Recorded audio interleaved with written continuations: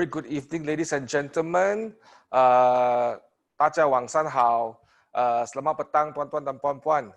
Before we start, I also want to welcome everyone here to join us for our KW Malaysia virtual training, our international trainer series.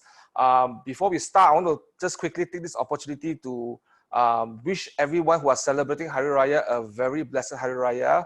I hope you all are having a good time with your family, eating all the kueh raya. This is a very different Raya because we are in a certain restriction in how we move and how we spend time with our family. But I believe it's still a good time to take opportunity to really have good reflection and good conversation with our families. Now, quick on the chat box. How many of you had good kueh raya during this Raya right now? Please put down on the chat box right now. How much kueh raya do you have? What kind of kueh raya do you did manage to get your hands on? Put Nazrun has lemang and rendang. Fantastic. How many else? Heartburn since yesterday. Okay, Nazrun. How many of you got other kinds of kueh raya cookies in Noreen's house? Okay. Anyone else? Mango, ketupat, rendang, full set. Awesome. All right. Anyone else? How many of you have good kueh raya this year? Semperit. What else? Awesome, awesome. What for those who are not celebrating Raya, what did you do during the Raya break? Just put it in the chat box quickly. What were you doing? Linda, welcome Linda. By the way, I'm very proud. We have Linda Wijaya, the regional OP for Indonesia, in this call with us as well. I think we have several regions from other Asia regions in KW as well. Philippines, Vietnam, Cambodia, Thailand, right? Dodol, yes, awesome. What else did you do during this Hari Raya break? What else did you manage to do during Hari Raya break? What you guys do? Viewings, work. What else? Roslan, you work during Raya. Awesome. Anyone else? What else did you guys do during this Raya break that you all have? Diet and workout, barbecue. Awesome. Today you are in for a treat. Now, even though it's the holiday season, this is the Raya season, and a lot of time, yeah, Siti, I remember your 66-day challenge, is 5 a day. I still remember that. During this season of holiday, in Malaysia, there's no celebration without good food. Good food is probably our #1 trademark for our country, right? We have a lot of good food.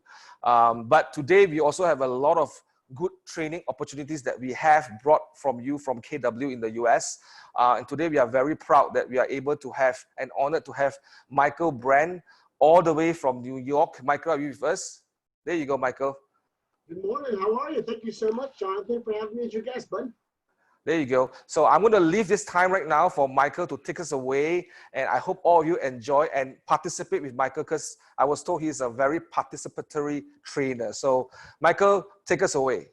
Awesome. Thank you, Jonathan. And yes, I do like this to be interactive. So please use the chat box. Good morning, Eric. Great to see you. Actually, good evening for you guys. There's 3 things I know about Malaysia as of right now. Number 1, you guys are obviously committed to your training, because you're a 10-year class that's going from 8:30 to 10 p.m. on a Wednesday night, which is amazing. Number 2, you're celebrating Hari Raya, which is a great time of year in Malaysia. So congratulations to all of you that are celebrating. And 3, I'm assuming since you're real estate professionals, you enjoy the occasional libation. And because it's 8:30 at night, if you have a beer or a drink or a glass of wine, feel free to drink up. Actually, I get a lot more fun. Audio not clear. Jonathan, are you hearing me okay? Y'all good, y'all good, y'all set, y'all good. Okay, so Familia mentioned audio is not clear, so it might be something on your side. If anyone else is having a hard time, please let me know. But what I was saying is feel free to have a cocktail. If you have one, I get a lot more fun after about the 3rd cocktail. So feel free to drink it if you have it. So my name is Michael Brand. I am the regional director of what's called the KW New York Tri-State region, which is southern part of New York State, which includes Manhattan and all the boroughs. New York, Connecticut, and New Jersey. So about half of each state. So in my region, when I came into this region in 2008, we had about 1,700 associates. We're just breaking the 10,000 mark today. So in about 10 years, 11 years, we've gone from 1,700 to 10,000 people. We've gone from about 18 franchises to 44 franchises. And in addition to being the regional director, I am an OP and owner of 4 franchises.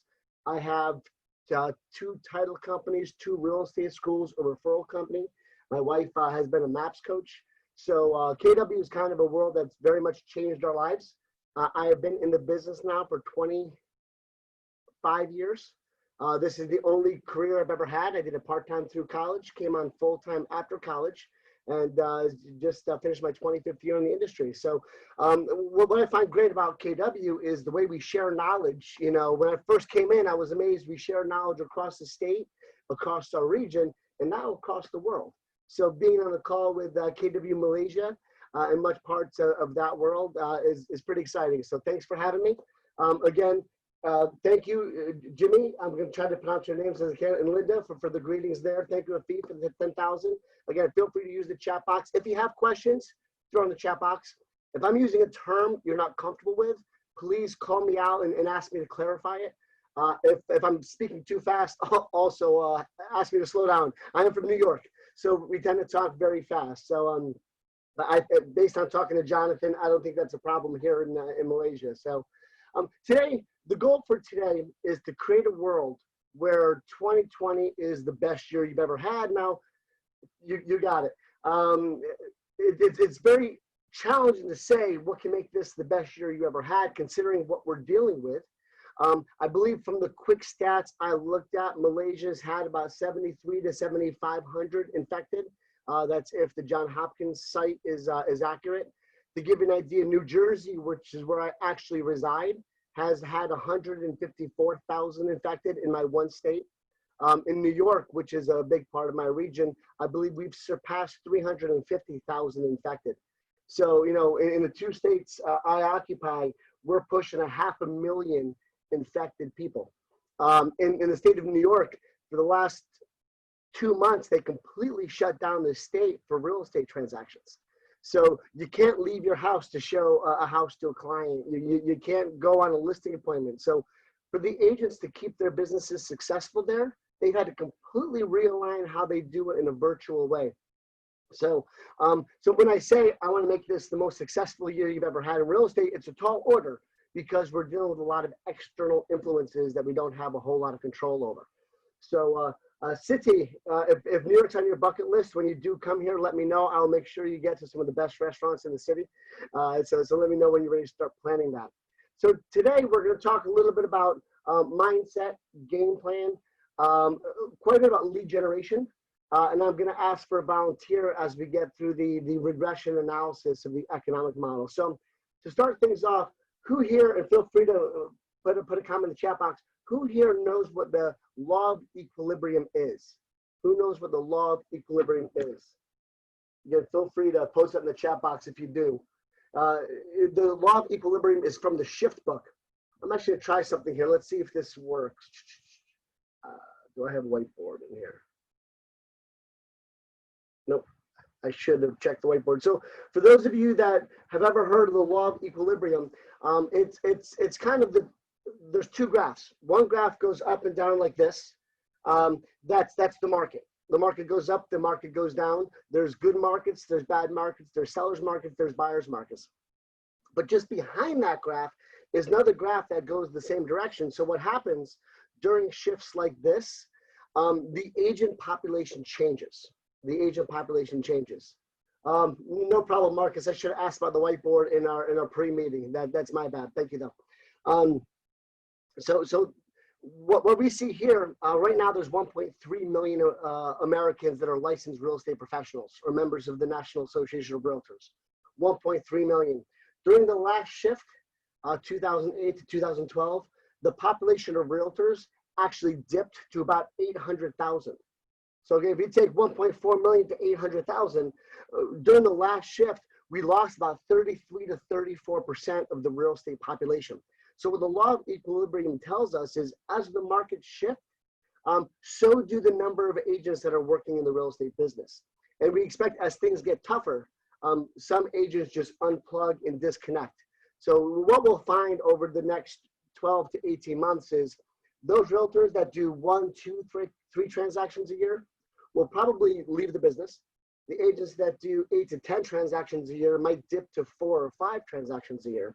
And for those agents that real estate is their business, real estate is their game, they do 20, 30, 40, sales a year, they're going to exponentially increase their business. So in the law of equilibrium, market shifts are a great time for top agents to take their unfair share of the market. So what you do right now, and Gary's been saying this quite a bit lately, the mind share you gain right now in this market will turn to market share as the market comes back. And the market share you pick up in a down market, you will keep for a top market. Back in 2008, I actually saw it live. I joined KW in 2006. We had about 48,000 agents in 2006. We went into the 2008 shift with about 60,000 agents, number 4 in the country in market share. When we came out of it in 2012, 2013, we had over 130,000 agents and we're number 1 in market share. So again, times like this are a great opportunity to pick up your unfair share, but your ability to do that is going to be in direct proportion to the activities you do right now. The activities you do will lead to tremendous success as you come through this market. So to kind of get the mind right, and this is going to be interactive part, I want you to share some numbers here. To get your mind right, the first thing you got to understand is what's your number 1 asset. So as a real estate professional, what's your number 1 asset? What's the number 1 thing that you have? Feel free, if you've got any guesses on what you think your number 1 asset is, feel free to post that in the box. Leads, yes, that's a huge asset. Gary Keller tells us that we're in the lead generation business. We're in the lead generation business. It just so happens that the leads we generate are real estate specific. And database, all this is coming together. Chris Tang, thank you. I appreciate you. That's where I was going with this, Chris. I want you to be in the logic. The number 1 asset you have is your time. The number 1 asset you have is your time, because when you deplete that resource, that's not a resource you get back again. Once this hour has passed, this hour is over. Once this day has passed, this day is over. And there's nothing you can do to recreate that. We can generate more leads. We can improve our service and raise our service. Our willpower is huge, especially right now. But the 1 asset you can never replenish once you use it is your time. So I want you to do an exercise with me real quick. Grab a piece of paper. And grab a pen or pencil, whatever works for you. You can feel free to use a Word document. And without doubt, life is our asset, which is why time is so valuable. So on a piece of paper, I want you to write down a number. I want you to write down whatever your total income was for 2019. So however you finished last year, how much income did you earn in 2019? And write down that number on a piece of paper.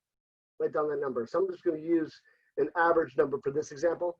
For this example, I'm going to use a $250,000 number. I don't know what that equates to in Malaysia currency, but I'll for this call use the term dollars to make it easy. So 250,000. I want you to take that number, 250,000, and I want you to first divide it by the number of weeks you worked last year. The number of weeks you worked. So again, how many weeks do we have in a year? Am I correct in saying it's 52 weeks everywhere? We all have 52 weeks in a year. Okay, I want to make sure I'm connected properly. So whether I'm in Malaysia or Vietnam or US, we all have 52 weeks in a year. So I'm going to take this number and I'm going to divide it by the number of weeks we worked. My hope is you took vacation. At least 2, preferably 4 weeks. For the sake of this argument, I'll just use 2.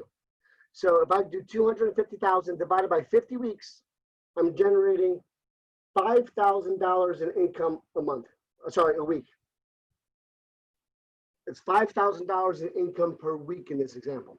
Then I want you to divide this number by the number of hours you work in a week. So what's the average work week in your world? What's the average number of hours you work in your world? Are you a 40-hour work week, a 50-hour work week? Hopefully not an 80-hour work week, because that's not good, healthy life-work balance. So again, feel free to throw up in the chat box how many hours a week you work. So for the sake of this argument, thank you, Daniel, appreciate that. For the sake of this argument, I'm going to assume a 40-hour work week. So which means if I take this 5,000 divided by 40, Your time is worth $125 per hour. $125 per hour. So how much did you spend to get on this call? How much did Jonathan's team charge you to get a registration link for this call? I'm assuming the call was free, Jonathan, correct? Okay. So while the call was free, you're still investing in this call. You're still investing in this training session. If you're on this call from 8:30 to 10, that's an hour and a half. You're investing $200 in the time that you're spending on this call. So if you leave this call and do nothing with what you've learned, you've just wasted $200. I want you thinking about everything you touch during a day being an investment of $125. Now, I track my time. My time's worth somewhere between $800 and $1,000 an hour. So again, I'm looking at the time we're spending here. I'm investing about $1,500 into KW Malaysia because Jonathan's a great guy. We've had a chance to meet and interact. I'm always willing to help out KW family. So when you look at this investment of time, think about everything you touch. So if you're making calls, that's an investment of your time. If you're talking to buyers and sellers, that's an investment of your time. If you're spending time with your family, which I hope you are, especially right now during this COVID-19 environment, you're investing quality time with them. And I'll share the story this way. I moved a couple of years ago from a house where I lived literally on a 60 by 80 lot to a house where I have an acre of property. So when I lived in my 60 by 80 lot, I'd go out there on the weekend with my push mower and I'd go out there and mow my yard. It would take me about 25 to 35 minutes to mow my grass. Well, I moved to this new house, almost an acre, and I get out there with my push mower on a Saturday, all day Saturday, half of the day Sunday. About 14 hours later, I finished mowing my yard. I said, wait a second, at $125 an hour times 14, I just spent a lot of money mowing my yard. So I went to what every hot-blooded American man does, the store of our favorite choice, and that's Home Depot. So I went to Home Depot and I started grunting a little bit because that's what men do in Home Depot. And I went to the tractor section. I picked out this tractor. I picked out a 48-inch mowing deck, triple bagger, 19 horsepower. I got all the attachments. And I get this big tractor, spend a few $1,000s on it, get it home. I sit on that tractor. And that next weekend, I mowed my entire yard in about an hour and a half. So again, I took my time, which is worth $800 to $1,000 an hour, or $125 in this case, and I said, okay, I can't spend 14 hours on this project. I've got to spend an hour. And I did that for about a year. And then after a year, I went to one class with this great instructor, and they said, everything you do, you're either doing it because you love doing it, or you're doing it because you have no one else to do it for you. Which one is it? And I started thinking about mowing the grass again, and I realized I'm allergic to grass. So mowing the grass doesn't do anything for me. So it was at that point that I realized even an hour on that activity was too much. So I decided to hire a landscaping service to then mow my lawn for me. Because again, look at the way you're spending your time. This goes to the 80-20 principle. Do we all know what the 80-20 principle is? So in the chat box, please do me a favor. 20% of our activities create what percentage of our results? 20% of our activities creates what percentage of our results? Feel free to throw that in the chat box. 20% of our activities, thank you, Sukumari, I hope I pronounced that okay. 20% of our activities create 80% of our results. Therefore, 80% of what we do in a day only account for 20% of our results. So we talk a lot about staying in your 20%.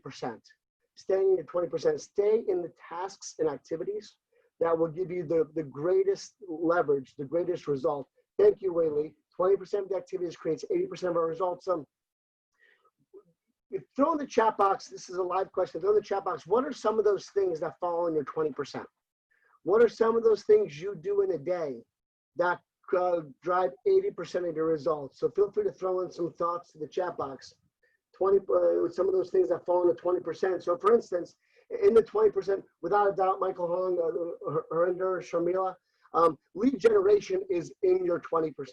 Your ability to get face-to-face with buyers and sellers is definitely in your 20%. But lead generation looks differently for everybody.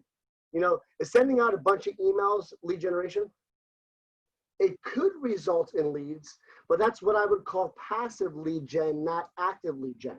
Whereas calling your database, calling potential for sale by owners, calling past customers, asking them how they're doing with the house and do they know anyone looking to buy or sell. Those are more active methods of lead generation. So lead generation generally falls in your 20%. Meeting face-to-face or via Zoom, because this is now, I do believe this virtual appointment is a new level of our lead gen funnel. We used to say leads to appointments to contracts to closings. Now it's going to be leads to virtual appointment to in-person appointment to contract to closing. So I really do, and I was having this conversation with Gary Keller just a few weeks ago, I really do think the virtual appointment, at least for the next couple of years, is going to be a new level of our lead conversion funnel. So get really good at how you interact with people virtually. And again, Zoom's a great way to do it. You can share presentations, you can share numbers. It's a great way to keep it interactive. So virtual appointments, in-person appointments with buyers or sellers are part of that 20%. What else is part of that 20%?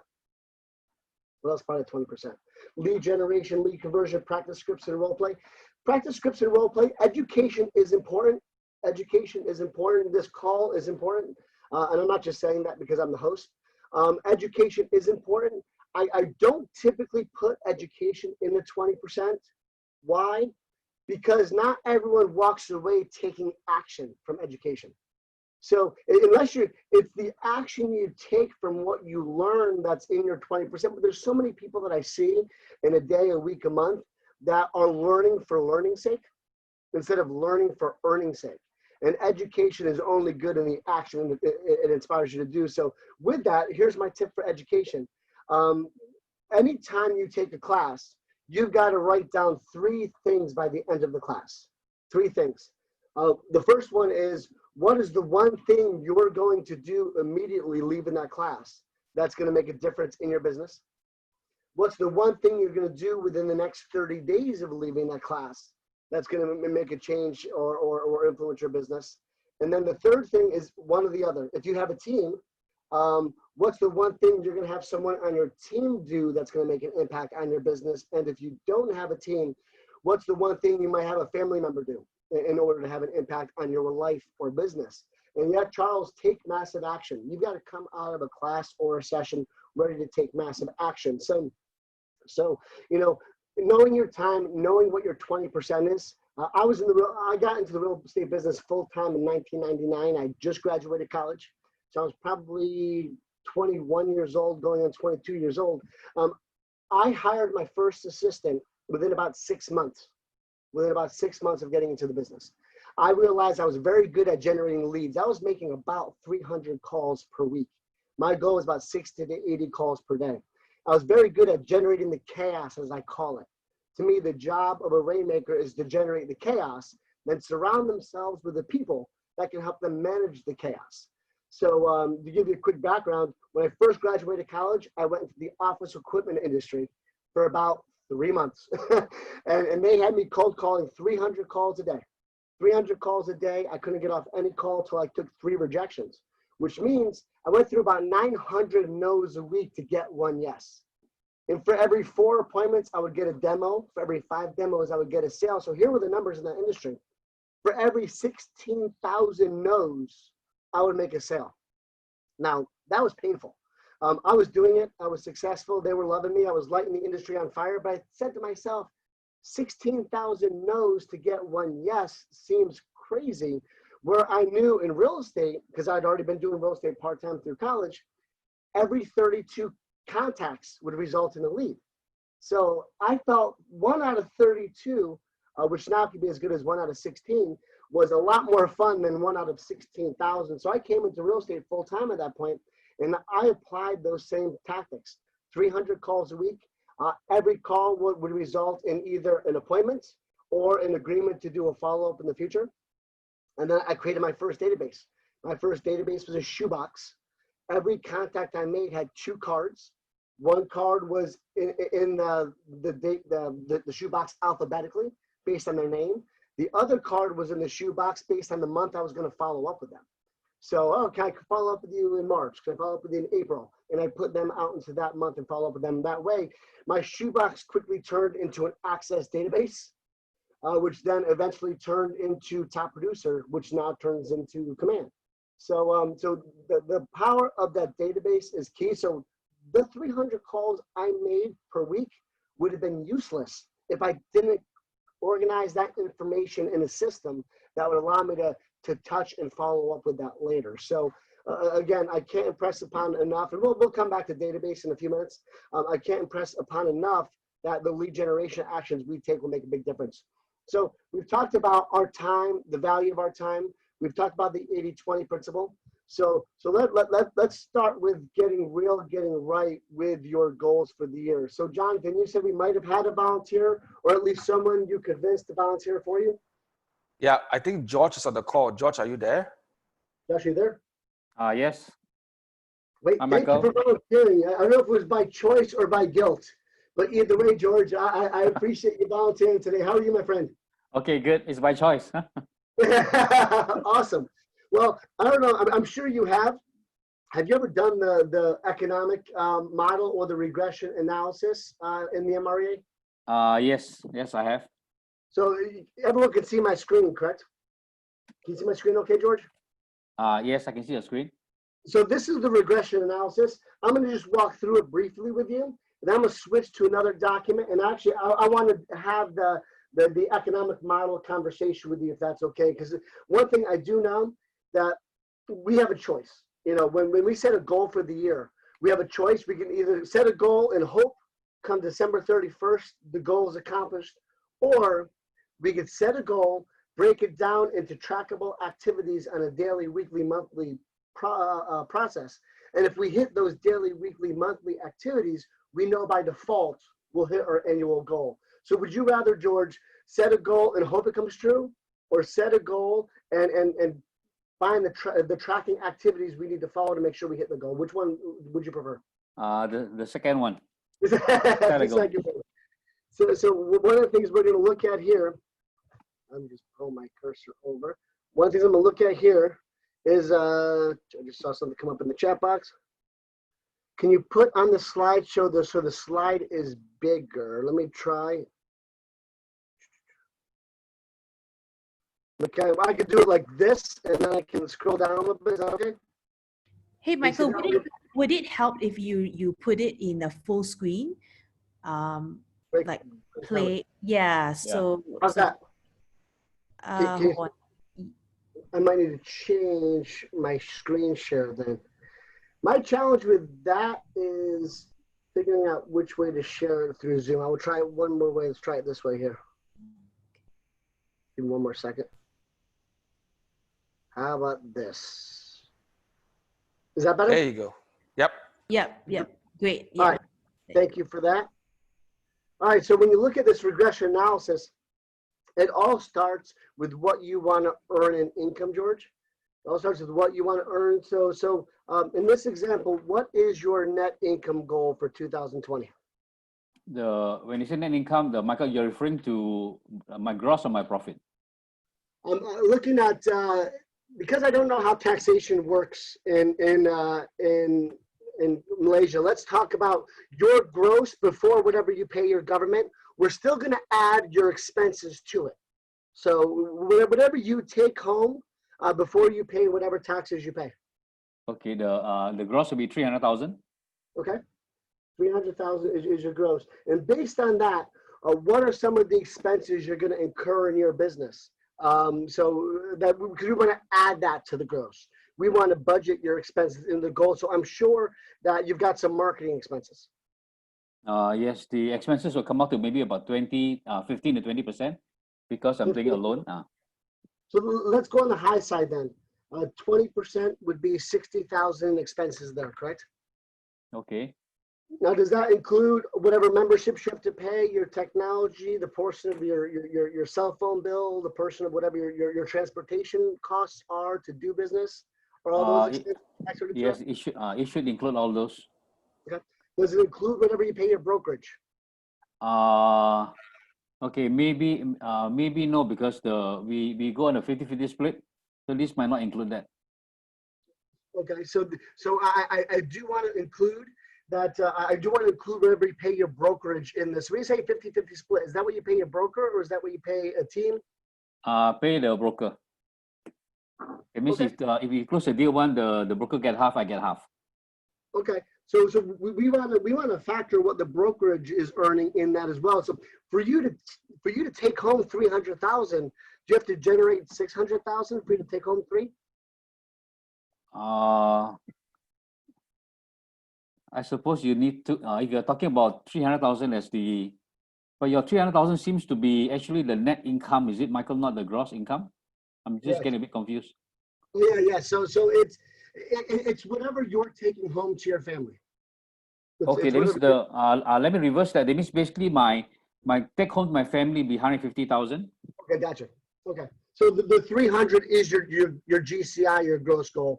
You bring in 300, you share with your brokerage and whatever. Right, and then I'll take home 150,000, 50% of that. Yeah. Gotcha. So we're good then. We're on the same page.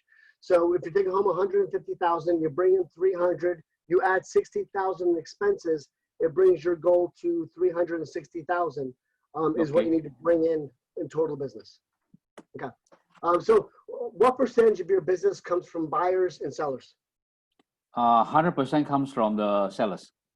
100% from sellers. We've got an opportunity there. What do you think I mean by that? You have to let me know what you mean by that.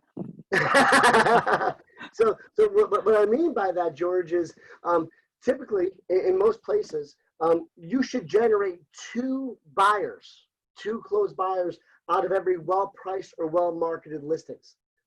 So if 100% of your business comes from sellers, I'm assuming you get buyer leads from those listing opportunities. Yes. The big open houses, internet leads. What do you do with those leads?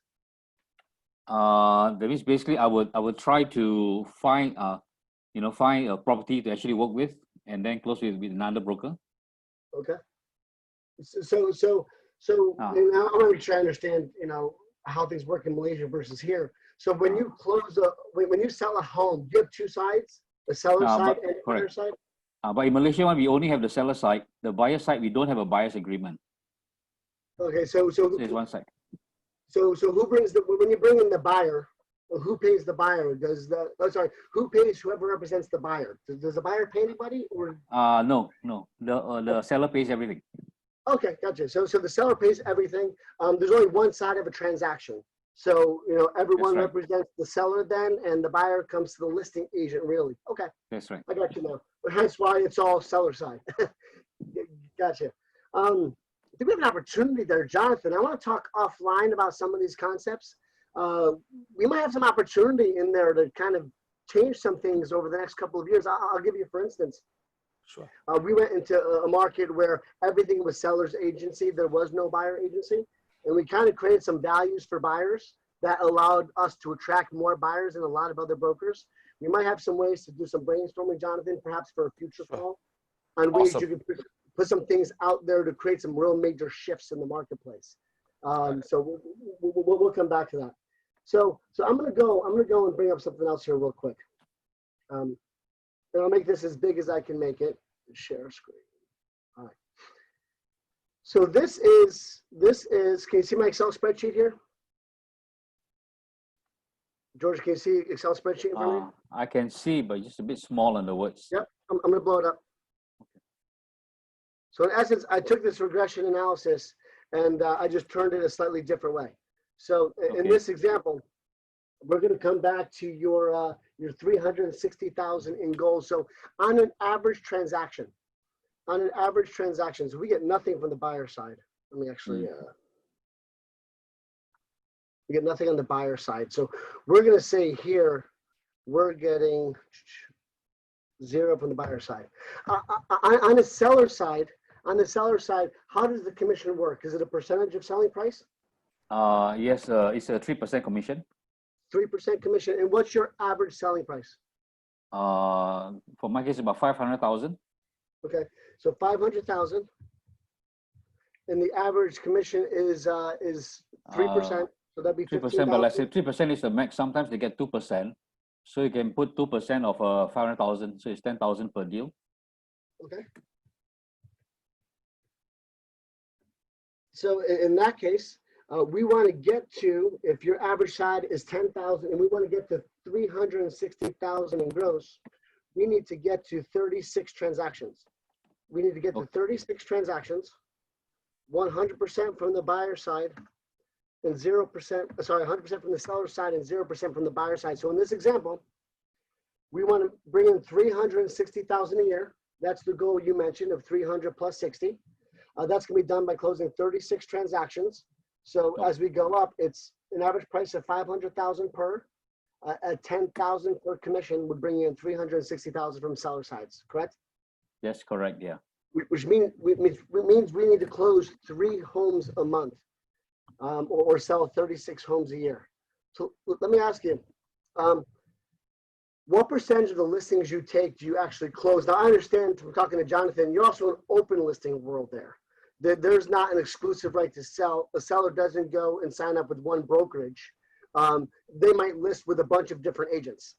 So I'm assuming, George, the number of listings you might take, you'll probably sell a much smaller percentage of them because everyone's trying to sell that listing. So do you have any stats on what percentage of the listings you take actually see a closing table? For mine, I say, because I actually do quite a bit of exclusive, so rather than the open ones, but out of every 4, I will get 1 closing. Okay, so it's a 25% conversion. Yeah. A 25% conversion of listings you take. So to close 36 listings a year, you need to take 144 listings per year. Is that relatively accurate? Correct. That means times 4. Yes. All right. So my guess is your conversion rate is pretty high then, because if they, well, but you take exclusive, so your conversion rate might be a little bit lower. So of the number of listing appointments you go on, how many times do you actually walk away with that listing? I mean, if it's an open listing, it'd probably be 100% of the time because they're going to list with everybody. But you mentioned you do a little bit more exclusive. Yeah. No, because at this point, because we are moving into a buyer's market right now, it is not difficult to get listings from owners. It's easier. It's more challenging to close it. So basically, I'll say the appointments one, the ratio can be up to 50%. Every 2, I'll get 1.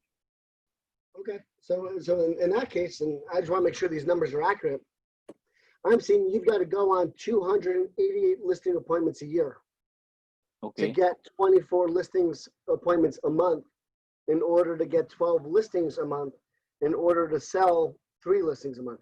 Do those numbers sound right? That's correct, yes. Jonathan, based on your coaching on this, is this kind of what you've been seeing in your market? Yes, give and take. Some markets where their property prices are a lot higher, you tend to see lesser transactions to fulfill the goals. So yeah, it varies a lot depending on the market or the area that they're working on, but it's more or less there. Gotcha. So what we've done here, George, is, again, we set a goal of 360,000, and then we said for us to accomplish that goal, we need to go on 288 listing appointments with sellers. We need to go on 24 listing appointments a month. We need 6 listing appointments per week, which is a little bit more than 1 a day. So what I do when I'm looking to create a very determined goal is bring it down to the most simplest. I play a scavenger hunt every day where my goal is to come to roughly 1 listing appointment a day.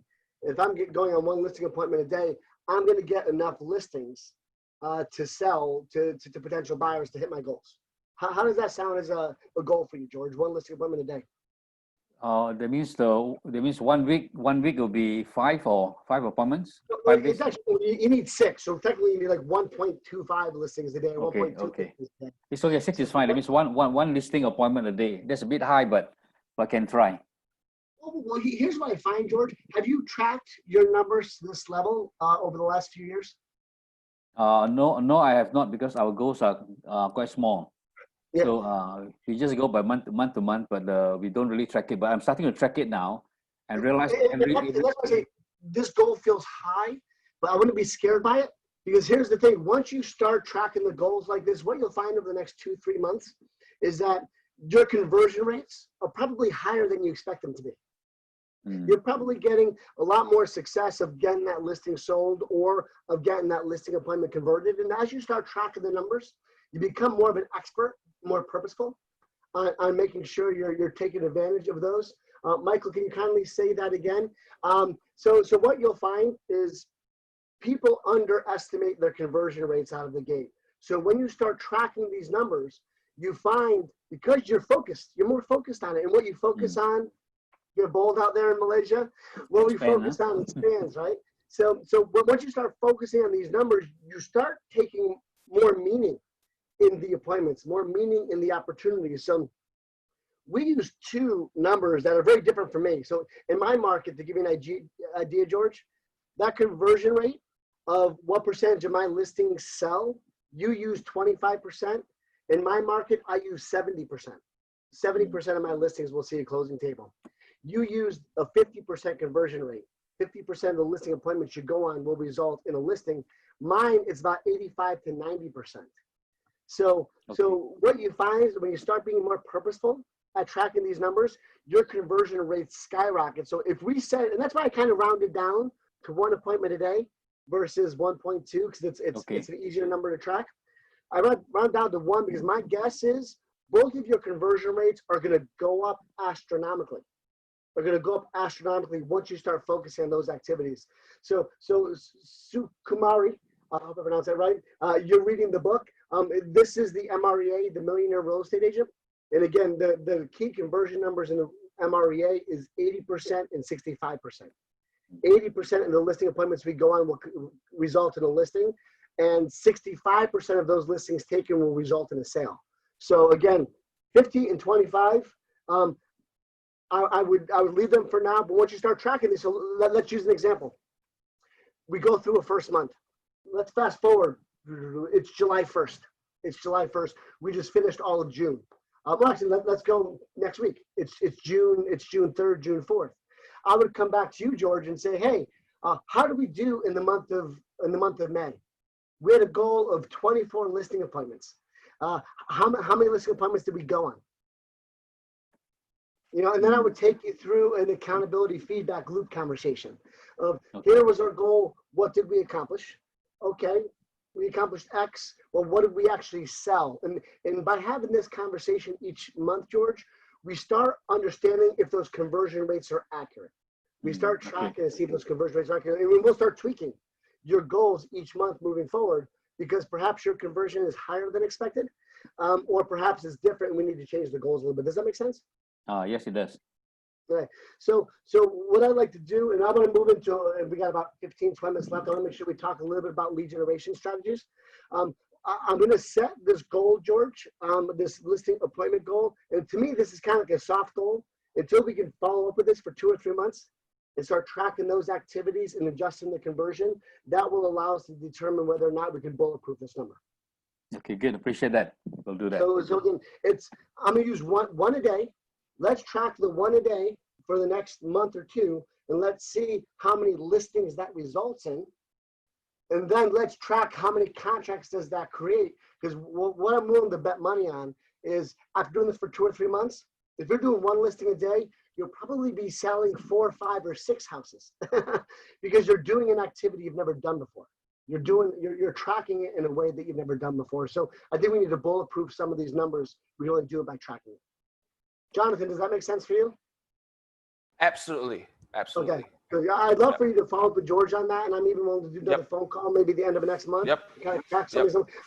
What I'm struggling with to some degree, Jonathan, I've got this MREA model that I know like the back of my hand in America, and we may need to tweak some of those numbers in a way in different parts of the world, because we do business differently in every part of the world.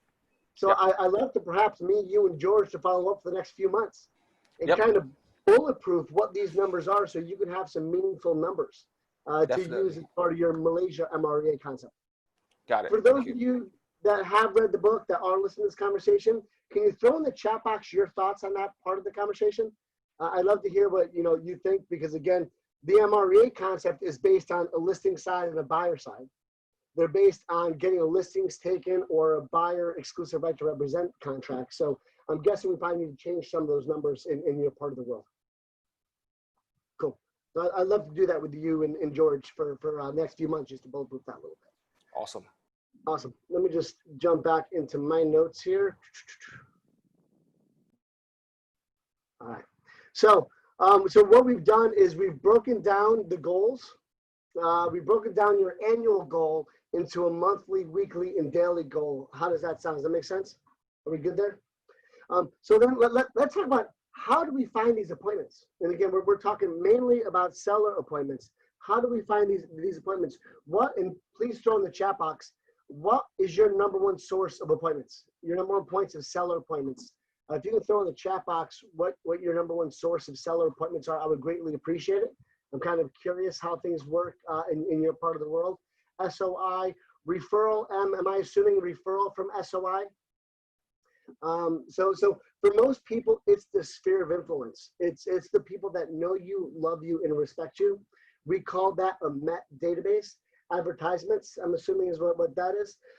So in advertisement, farming, FISBO, all those things we do. I've got agents that do billboards. I've got agents that do radio commercials. Everything we do in the advertising world is to create a MET, is to take someone you don't know and turn them into someone you know. So for instance, a billboard, they track it at about 0.25%. About 0.25% of impressions will turn into a lead. Whereas if you have a database of people that know you, love you, and respect you, about 15% of them will turn into leads each year. So for sale by owners, again, you'll find for sale by owners might have a slightly smaller conversion rate because you might not take every one of those listings because by nature, for sale by owners aren't always serious. So let's talk about sphere of influence for a minute. What are some ways, do you guys teach the 8x8 and the 33 concept, the 33 touch concept out of there? Yep. I just see I'm on a comment on Linda's comment. Michael, a bit out of context, is under contract in KW term is already considered sold. Not necessarily, Linda. We have two phases. We have to go under contract first. Then when you go under contract, you've got to work out a mortgage, work out home inspection items, and then ultimately get to a closing table. So we see there's about a 20 to 30% fallout between under contract and sold in our market right now. And we're actually seeing that a little bit higher. We've kind of gone into an interesting market this last 6 weeks. We've got multiple offers happening like crazy. We've got prices going up because we have a much smaller supply of listings, but still a steady buyer demand. So we're actually seeing an increase in pricing. So we had a house this past weekend, 400,000. The buyer that got accepted on Friday went 30,000 over asking price. And they got a call from on Monday that they were bounced out of contract because in New Jersey, in New York, you've got a couple of days to do that because someone came in even higher than that. So there is a differential between under contract and sold. So let's go back a second to marketing and to marketing specifically to your sphere. Charles, thank you. You are into 33 touch and 8x8. I want to spend a second explaining the 8x8 concept.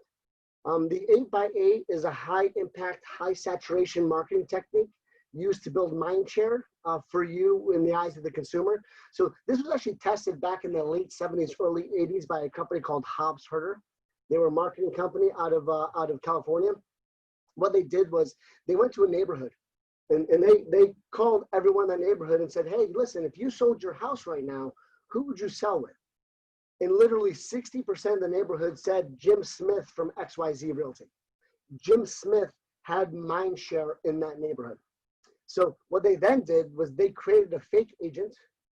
They aligned that fake agent with a local real estate office. And they started marketing that fake agent to the same neighborhood 8 times over 8 weeks. There was a piece of marketing out that neighborhood once a week for the next 8 weeks. A postcard, an item of value, a giveaway of some sort. We just ordered a bunch of face masks. We just ordered a bunch of red face masks with the KW logo on them. Me and a bunch of agents, we ordered about 6,000 of these face masks. And our agents are using that as a touch to their database. Because everyone needs a face mask right now. We also have people walking around with one that say, KW. I had one team order 1,000 with their specific team logo on it. So what's that item of value you send out to your database in order to brand yourself? I had one agent one year send out an oven mitt. He got a bunch of oven mitts for cheap at the dollar store. And he put a little tag on it that said, the market's heating up, call me to find out why. You know, so just little messages you can send out to your sphere to have them remember you. So going back to this 8x8 concept, they created a fake agent. They marketed 8 times over 8 weeks. Then they called that neighborhood, that same neighborhood that said Jim Smith, XYZ Realty. And they said, if you sold your house right now, who would you use? And 75% of them said the fake agent. The person didn't exist, but he had mind share because he touched consistently. It's not quality. It's not quality. It's consistency over time is what creates that mind share. I've got another team, the Dave Clark team out of Corona, California. He's got a 10,000 person farm, and he sends that farm something every single week. In 1 year, he took his market share in that farm from a 4% market share to a 45% market share. A 45% market share. Do you guys do open houses in your market? Yep. You do open houses. Are you able to put signs out for open houses? I'm not sure how urban or how, but can you put out signs on corners? You could put some signs. Yeah, you could. Yeah. This could sound excessive. This agent put out 50 signs his first couple of months doing it. For every open house, he put out 50 signs. So it looked like that open house sign on a Sunday has got more marketing behind it than anything else. We're now shifting that to virtual open houses right now. We're averaging 25 to 35 people at a virtual open house, but that virtual open house video gets 2,000 to 3,000 views. So again, a lot more traction than you get at a couple person open house. So you've got to find the ways to make your business look big. And doing open houses with a lot of signs is one way. Doing marketing to your sphere is another way. What are some, I'd love to hear, please use KW Command to plan out marketing communication. Yeah, KW Command has a great system of smart plans that allow you to touch your database in a meaningful way. Because here's the thing, when I first got into the business back in 95, 96, there were studies out there that said you needed to touch your database once every month in order for them to remember you. Then by the early 2000s, it was like once every 14 days for them to remember you.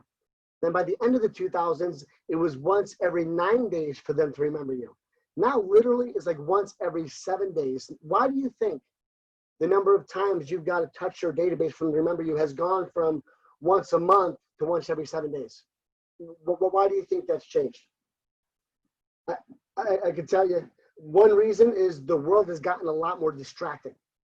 Back in 95, we had home telephone numbers, fax machines, and the occasional person had a cell phone. Now I've got a cell phone that's a computer. I've got Facebook. I've got Instagram. I've got Snapchat. I've got all these other tools that distract me. So because the world's gotten a lot more distracting, we've got to be more purposeful the way we communicate and interact with our databases, so that way they remember us. Now is the best, Charles, thank you. Now is the best season to increase your brand presence to convert it into market share, without a doubt. For us in my world, I use Thanksgiving to Christmas for that. When you're in a time of year, especially a New Year celebration, where there's lots of people getting together, this is a great opportunity to go out there and touch your database. Because when people get together to celebrate and party, what typically comes up in that conversation? What typically comes up is, yeah, we're thinking about selling our home after the holidays, or we're getting ready to find a realtor, or we're getting ready to move. So during that family time of year where people get together is where that conversation comes up. So you want to be top of mind right there, where that person then says, oh my God, George, I can't believe you brought that up. I just talked to Jonathan, my real estate agent. You should give him a call. So when you go through these celebratory times of year, I purposely start my 8x8s about 6 weeks before the celebratory time of year. That way you're already 5 or 6 touches going into the celebration and the parties. That way, if the conversation of real estate comes up, you're top of mind for that conversation. Does that make sense? So the last 2 things I want to talk about real quick. I think we got till 9:35, got about 5 minutes left. We got more time. Okay, the last 2 things I want to talk about real quick is number 1, going hyper local. You know, if you're in a market that is like yours, where you don't have an MLS, you don't have the exclusive right to sell, you're not going to have the same access to historical data that I might have. I can look at a neighborhood and see what sold at what price. I'm guessing in your market, it's not quite as transparent as that. Correct. So, Correct. so in that world, I really want you to go hyper local. I ran this organization back in the early 2000s. We called it the Condo Network. And we had one agent specialized in communities that were roughly 200, 250 units per community. And that agent's job was to specialize on that community. They knew every model, every style. Because they were so hyper local, even if the home came up with another brokerage, they would track that data right through the closing date to be able to know as much as they possibly can on that community. So in a market like yours, where you can't go to a central system in order to get that data, you might want to go really hyper local. That way you're watching everything. You're walking that neighborhood or that building regularly. You're looking for the for sale signs. You're building relationships with those agents. So that way you can, in essence, assemble the data. These agents used to have a book. This is the old 2000s. They used to have a book like this with every single thing that sold in that home over the last 2.5, 3.5 years, because they wanted to know more about that community than anybody else out there. We found agents doing that were capturing 40, 45, 50% market share, because no one could go into that neighborhood and know more than they did, because they were so hyper local. So in a market like yours that has limited access to a centralized system, part of your business, in addition to your sphere and the touching your sphere with an 8x8 and 33 touch will always be the biggest part of your business and the biggest security. Dave Jenks, if you guys see the MREA book, it was written by Gary Keller, Dave Jenks, and Jay Papasan. Dave, who I know very, very well, has always made this statement: your success in the real estate business is in direct proportion to the number of people when they think of you, when they think of real estate, they think of you. Your success in the real estate business is in direct proportion to the number of people when they think of the real estate business, they think of you. So that mind share is so key. So your sphere is always going to be a large portion. Then you're going to find two other areas. So 3 areas total: your sphere, and then perhaps it's FSBOs. Perhaps it's hyper local with some type of strategic farming program. Perhaps it's going after, listings that expired. Again, you have a different market, so I'm not sure how valid expired listings are. But you go after 2 to 3 avenues and be the best you can at those 2 to 3 avenues. The other thing I wanted to touch on quickly was pricing strategies, because you guys have a world where a CMA is probably difficult for you because you have no centralized system to go to. You can't just go to a database or an MLS and see what sold in the neighborhood over the last 3 weeks, 4 weeks, 2 months. So my guess is in your market, pricing is a lot. I know in some areas of New York, New York's gotten better. Manhattan's gotten better. We now use something called Webney, where all brokers do pool their listings. So we've got more data sharing than we did 10 or 15 years ago. But if you don't have that data sharing, you're probably guessing a little bit more on pricing. So here's my couple of steps to pricing a listing in a market where I have limited access to past data. Number 1, I ask the seller first what they think. And what would a seller typically respond to that? And then they might respond with, that's what we want you to tell us. But I would ask them what they think, because when a seller goes to sell, they've been doing their own research. They've been talking to their neighbors. They've been getting some of that pricing opinion from people that have sold. So ask them what they think and what sources they use in order to determine that number. So, you may want to have a conversation with them on what their number is first. The second part is I share what other resources I do have access to. Whatever data I have compiled. Again, if you're hyper local, then you know what's selling in that neighborhood. And then 3, I explain who sets the list price. So if you could throw in the chat box, who sets the list price when you're talking to a seller? The seller. The seller has full control over list price. So I'm going to reinforce with the seller that what you list at is completely up to you. Whatever number you're comfortable with is where we can start. Thank you, Wiley. Appreciate that. And then we can let the market give us the feedback. So again, not sure if your market is different than ours. The seller sets the list price, then the market sets the selling price based on what a buyer is ready, willing, and able to pay is what ultimately sets the selling price. So a seller can ask what they want. Ultimately, the market and the buyer sets what it will sell for. So in a market where I have limited access to information, I'll put it out there at whatever list price we can all agree to. And then I'll let the market communicate to us how the market feels about price. So what I do with that is one of three things are going to happen. Either A, it's going to get no showings. It's going to get no showings. And if it gets no showings, in my experience, if I've had no showings in 2 weeks, we're probably 7 to 10% off. We're probably 7 to 10% off in the price. Number two, we'll get some showings, but no offers. We'll get some showings, but no offers. Again, I use a 2 to 3 week strategy. If we get showings with no offers, we're probably 4 to 6% off. We're probably 4 to 6% off. I know that I need to be within about 3% of market price in order to get that contract. But the third thing that might happen is you might underprice a little bit. And in most markets, again, it all talks about your population and your demographics. In most markets, it's very hard to underprice it, because if a home is underpriced, you're going to get more showings and more offers, and the market's going to find its natural price. We have this area called Montclair, New Jersey. It's 20 minutes outside of Manhattan. Historically, the entire town, and the average price point in this town is about $800,000. It's a very affluent town.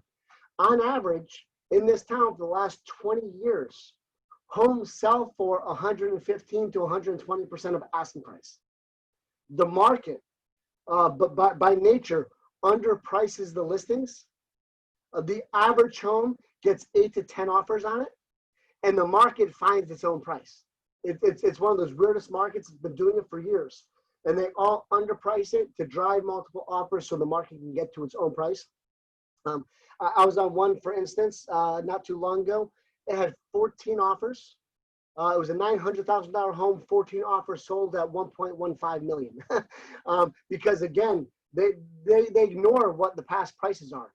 They put it out there in a way that's going to flood the most amount of buyers to the property. So that way the home can find its own price. There's actually a concept to auctioning off a house. There's actually a book on it. In a market where you have limited access to information, you auction off the house. And I've seen people do this over the years, where you literally, you set the price at $100,000. Then you market it for 2 weeks. You drive as many people through that house. And then you can actually take bids throughout that 2 week process to let the market determine what they want to pay for the house. So again, the concept here is, if you have limited access to sold data, you've got to price it in a world where you think you can drive the most activity through the home, and let the activity determine the final selling price. Any thoughts or opinions on that? Get a little bit different, but it's something that I've seen work in some markets over the years. So again, I kind of wanted to talk about, some 80-20 principle, what your time is worth, to get into details on doing that economic model, to setting your goals for the year, and then some lead generation strategies that you can hopefully use to generate more business. Jonathan, was there anything else you specifically wanted me to touch on? Hey, Michael, I just got a quick question. Some of the agents, the way we run our business is very on the sale. We work on the next sales perspective. We kind of say that I'm going sale to sale, right? And here we are talking about the economic model. How can we do what do you call that? Plan our business ahead by knowing the numbers ahead. Can you share with us some of the challenges that you see some agents, especially in the New York area, where they didn't have a model, they didn't have a lead generation model, they didn't have an economic model, and they're going sale to sale. And once they shifted into this model, how did that help them? Would you be able to share some stories or some experience in that? Yeah, well, it's called E to P, right? And we might have heard that term, E to P, entrepreneurial to purposeful. And in real estate by nature in America in the 70s, 80s, and 90s was entrepreneurial. Let's go out there and figure it out.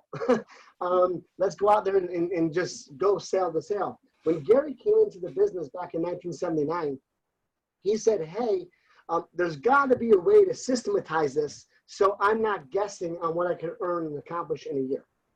There's got to be a way to do this in such a way that I know the outcome. And it wasn't until 2003, 2004 that he wrote the MREA book. So think about Roger Bannister. Do we all know who Roger Bannister is, the 4-minute mile? Historically, the world didn't think the body can run a mile in 4 minutes. Physiologically, it was impossible. You know, so Roger Bannister every day at lunch would go out there and run around the track. And his goal was to get one lap around the track in less than a minute. He'd run a lap, less than a minute, walk, run, walk, run, walk. And over the course of 6 months, he trained his body to be able to run a mile in 4 minutes. As soon as he broke that limited thinking, as soon as he did it, and the world can no longer say it physiologically can't be done, within 2 months of him breaking the 4-minute mile, 35 other people broke it. This is no different than that. This is no different than that. If I go back 10 years ago, because KW came into my market about 10 years ago, 10, 12 years ago, again, 1,700 to 10,000. And people were hearing these concepts. Oh, a realtor can't sell $100 million in real estate. It's not possible. It's not hours in the day. A realtor can't sell 30 million in real estate. So we came in, we started teaching these concepts. The top agent in my region does $200 million a year in sales. The top realtor in Keller Williams, you know, Ben Kinney, sells over 3,000 homes per year. So again, in our country, 15 years ago, 20 years ago, you'd be told that was impossible. But now that they've done it, someone said, well, Ben Kinney can sell 3,000 homes a year. How can I sell 4,000 homes a year? So we need one person, Jonathan, one person in your marketplace, you know, who wants to take their unfair share to prove these things work. So whenever KW goes into a new market, I look for my poster child. I look for that person that's willing to do things differently, willing to go from entrepreneurial to purposeful, willing to kind of plan and strategize and do it in a different way. Now keep in mind, entrepreneurial is the easy way to do it. Purposeful is the painful way to do it. So I call E to P, easy to painful, because no one likes to change what they do. But what happens, I'll use myself as an example. You know, I was a $200,000 income earner, and I just, no matter how hard I hit 200,000, I'd fall back. I'd hit 200,000, I'd fall back. And what I realized every time I hit it, I was hitting that number because that's what came naturally to me. You know, and then when I hit that number, I had to reinvent myself. I had to change what I did. I had to change my strategies. I had to change, more than anything else, it's a person. Typically, it's a person. When you're doing everything you can and can't do anymore, you're missing a relationship somewhere. So I then made a change, broke through that ceiling, hit the $500,000 ceiling, only to hit a ceiling again. Make a change, hit the $1 million ceiling, make a change. I'm now trying to break a $2 million ceiling.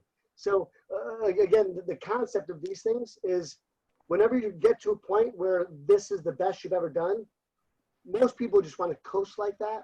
You've got to find a way to make a change, make an adjustment to break to a new height. So I can give you 20 or 30 examples of people that have done that in these areas. But typically we need one poster child to do that.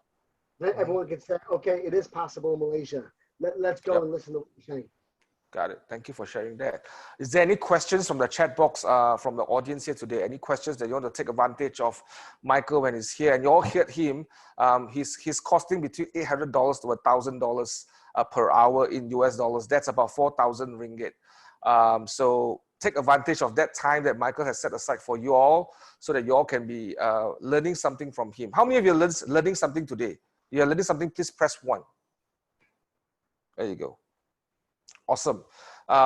Any questions for Michael to answer? Big questions. Any ahas?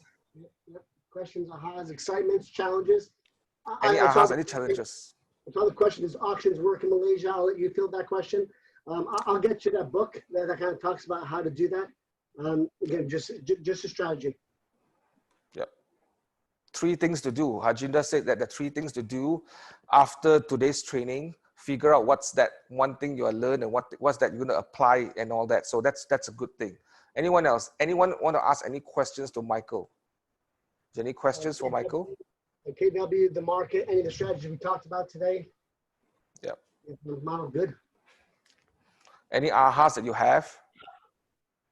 I'd love to hear that one thing you're going to do when you leave this call. It might be tomorrow because it's going on 10 o'clock at night where you are.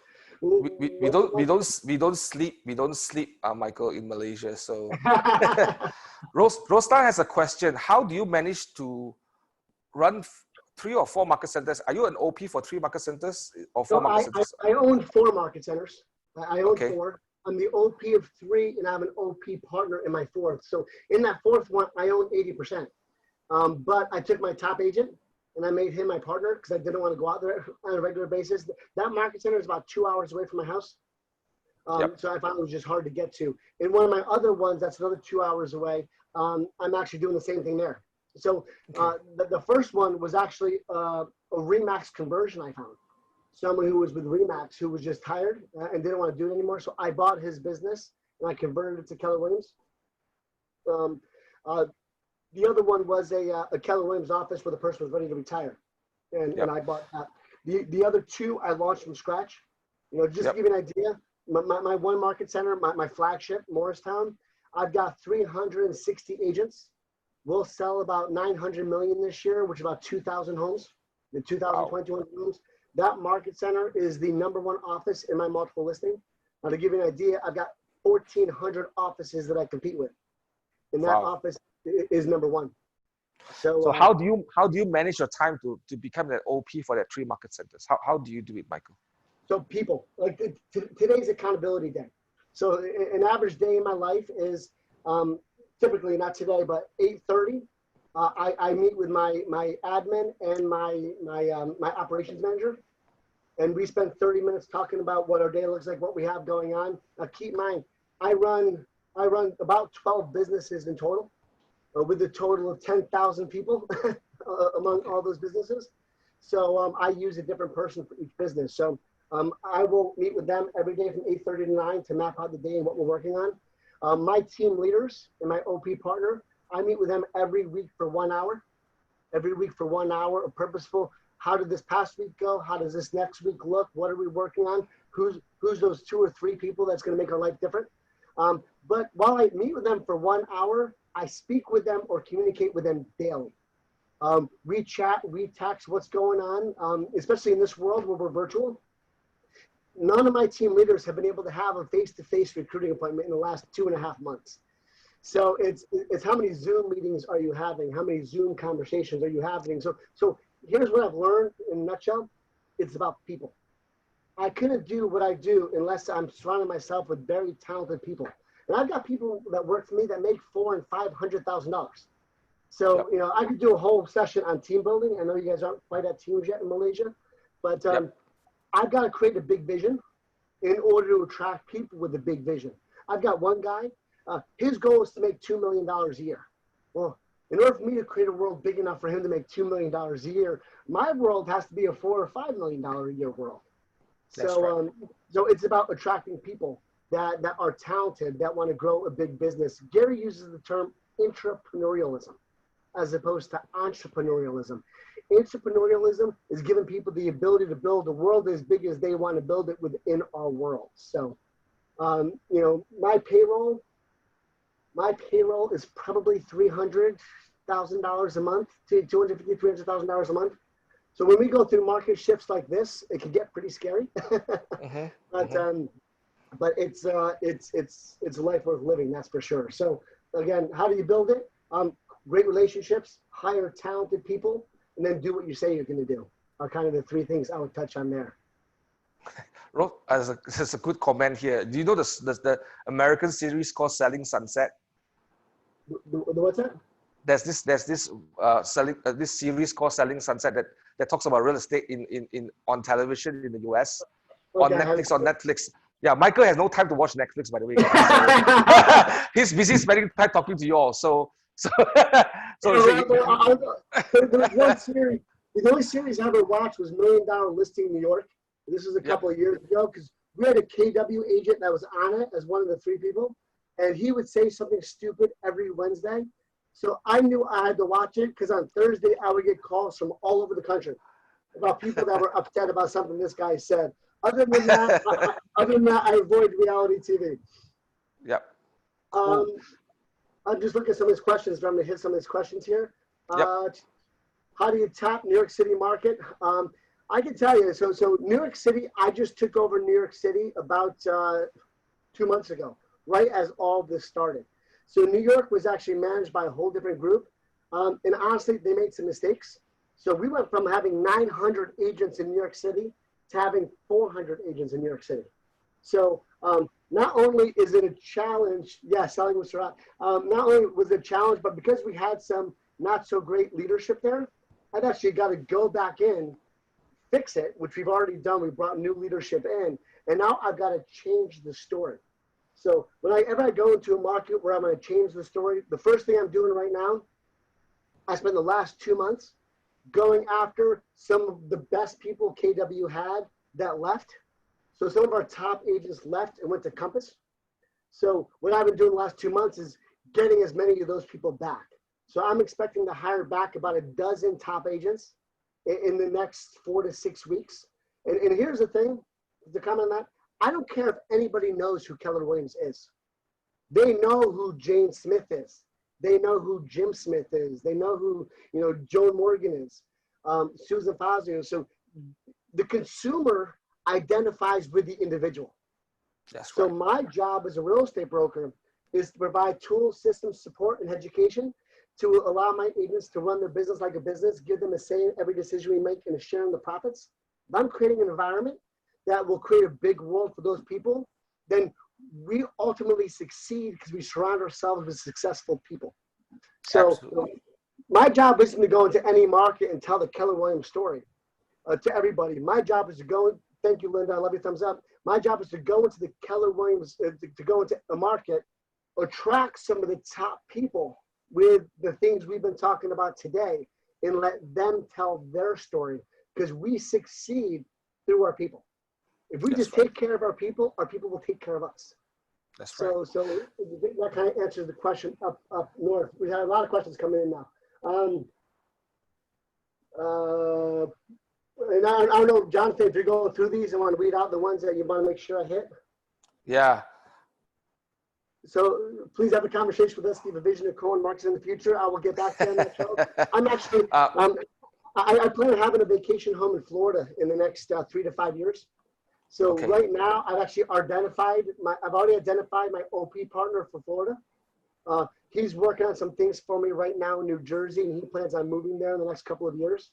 And I've already got 2 or 3 market center opportunities that I'm looking at. So I'm kind of looking at that. My goal is to own about 15 market centers.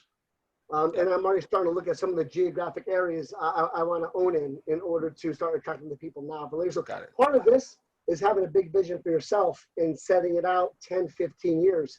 That way I know every decision I'm making each week, each month, each year is part of that 10 or 15 year vision.